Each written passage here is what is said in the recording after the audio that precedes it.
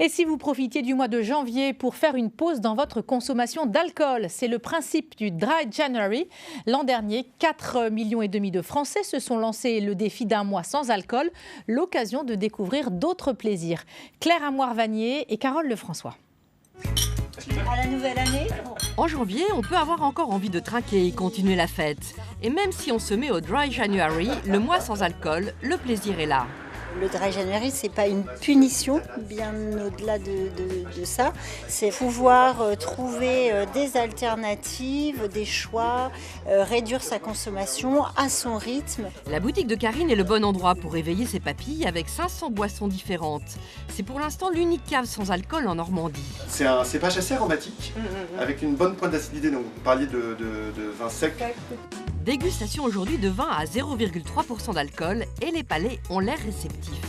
On est tellement habitué à la consommation d'alcool que voilà, si on a un moyen d'avoir un niveau de plaisir, on va dire, semblable, sans alcool, c'est vrai que ça titille l'esprit, on se dit pourquoi pas, quoi.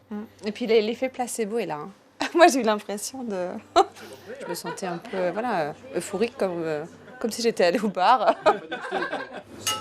Certains restaurateurs, eux aussi, veulent répondre à la demande. L'occasion de proposer de nouvelles alliances entre boissons sans alcool et plats.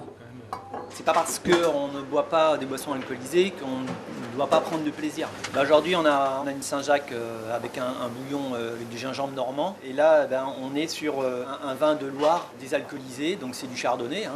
Et donc voilà, on a ce côté fraîcheur et sec qui accompagne super bien la Saint-Jacques.